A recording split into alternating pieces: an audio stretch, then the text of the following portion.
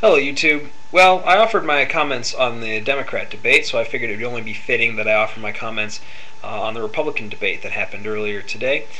And I guess starting out on the Republican debate, really not a whole lot of difference between this debate and the Democrat debate. There were fewer headliners from the Republican Party.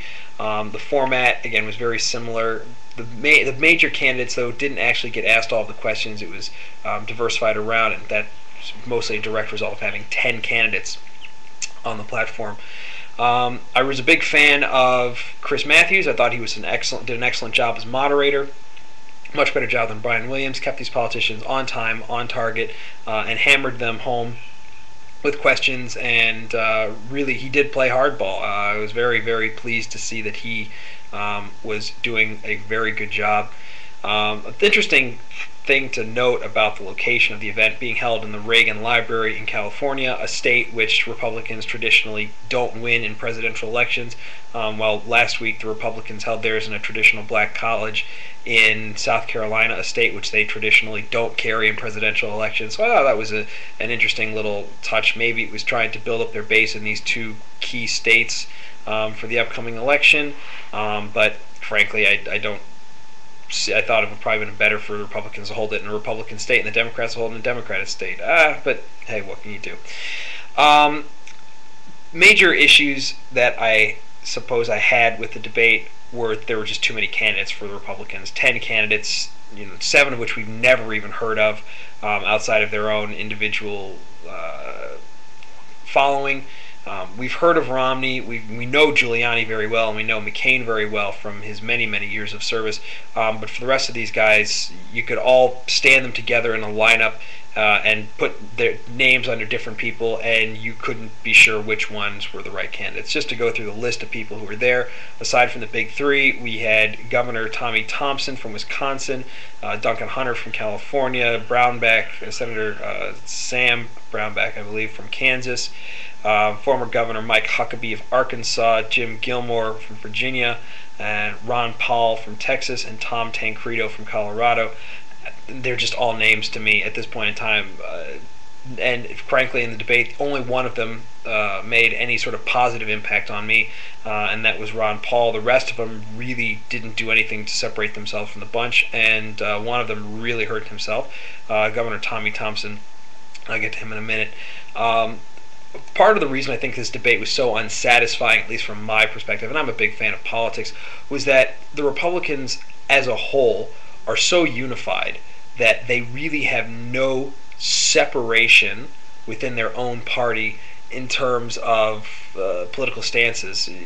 Each of them could answer the exact same question the exact same way if you asked it to them 100 times. They asked, well, which taxes would you cut? And they all sort of listed various issues on taxes. And that's the Republican platform. It's not a bad thing, but having a debate like this amongst the Republican candidates really doesn't do anything to separate them out from a policy standpoint. A guy like Brownback, who basically steals ideas from everyone else, he looks even worse, frankly. I think he looked terrible in this debate because every time he turned around, he was saying, this was my idea, and it wasn't his, it was somebody else's. Or if it was his, he happened to show up about 2 hours late to the party, and somebody else already stole his idea. So get on the ball, Sam. Yeah. Giuliani varies a little bit on abortion, and you've got Ron Paul, who separates a bit on the use of military power, but for the most part, all of these Republican congressmen are almost exactly the same in the vast majority of issues. The big winner, I guess you could say, if there was to be a winner tonight, probably a tie between Mitt Romney and Ron Paul, at least in my opinion. Romney, while having bunch of peculiar and inflammatory answers, for the most part seemed to be the most presidential of the candidates. I can see why a Republican managed to get elected in Massachusetts, of all places, for so many years. Clearly the man knows what he's doing. He's a bright individual. He's got a couple of some comments that just sort of make you raise your eyebrow a bit, but or other than that, Romney, I think, did quite well for himself.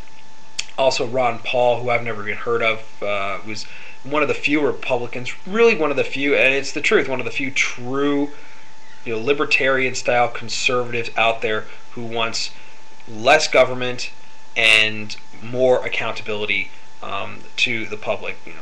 Having a non-interventionist foreign policy, getting rid of taxes, and truly concentrating on a smaller conservative government, and that's what I like to see. People who I thought did atrociously bad. First, Tom Tancredo from Colorado. Again, a guy I've never heard of who's tripping over his own tongue and fumbling for words on stage is not going to get the job done. Even Bush, the great orator that he is, he at least debated well. Tancredo did not, and he showed it there. He showed nerves and indecisiveness, and didn't play well. And also Tommy Thompson, who I have no idea how old this man is, but when they asked him a question about is it okay for people to discriminate on fire somebody because of their homosexuality, he didn't say no. That was a softball question. Even if you don't agree with it, you answer the question yes, because it's a softball question. You encourage moderate-leaning Democrats, and maybe you alienate one or two of the real hardcore Republicans, but most people say that you can't fire somebody based on a certain race or creed. That's just the way the world is. By saying essentially that it was okay, he didn't say it was, but he didn't say it wasn't. He opens the door to, is it okay to discriminate because somebody's black, because they're Jewish, because they're Muslim, because they're a woman? When you answer a question in that manner, you completely, what's the word I'm looking for? You take yourself out of the picture, really. You look to be the hard-leaning conservative that everyone is getting away from. So yeah, that's really it. Other guys, again, McCain and Giuliani had okay appearances, nothing fantastic. I really didn't like McCain's answer that we would follow bin Laden into the gates of hell. Thought that I don't know what's with the Republican rhetoric. I don't know who they're trying to stir up, but quite frankly, it scares the hell out of me. And I'm a moderate-leaning Democrat. It scares the hell out of a lot of other people. This type of inflammatory language is what got us into trouble in the first place. I thought the Republicans had sort of learned that. Yeah, again, Giuliani had an okay day. Other people, like I said, Mike Huckabee had a lot of inflammatory responses. I guess he was trying to make a name for himself, but again, they weren't nearly as memorable as McCain's. Jim Gilmore. I'm sorry, I forgot he was still speaking. Fantastically boring. Yeah, again, the Republicans are the Republicans. They're the staunch lily white party, and they showed it tonight, and I wasn't too terribly surprised. Again, I got bored, frankly, in the middle of the debate, which is something that shouldn't happen. I would have really liked to see them divvy this up and get more people. Less people, more debates, 5 and 5, because having 10 out there was too many. It was too often. And my last point, something that really been bugging me about the Republicans, is that they talk about reducing government in people's lives. They want to get rid of taxes. They want to get rid of programs and entitlements and things like that. And that's fine. I have no problem with that. Being a fiscal conservative, I'm okay with that. But then why do they want to consistently say how people can live their lives? They talk about the Democrats being a nanny state, but then you've got Mitt Romney, who goes out there and says that we want more marriages before babies.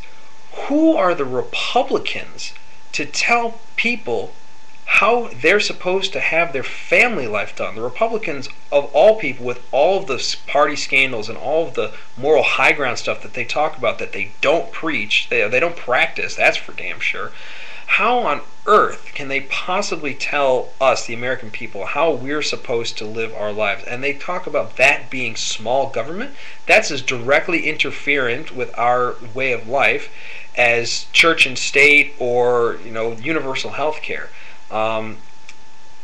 Again, if this is, and it wasn't just Romney, it was the whole host of Republican candidates who were in line with that. If that's the way the Republicans believe that they're going to govern, they're not going to get my vote. They're going to lose a lot of other people's votes, because no, I don't think the American public wants to have a party tell people how they can and should choose to live their lives, because that's just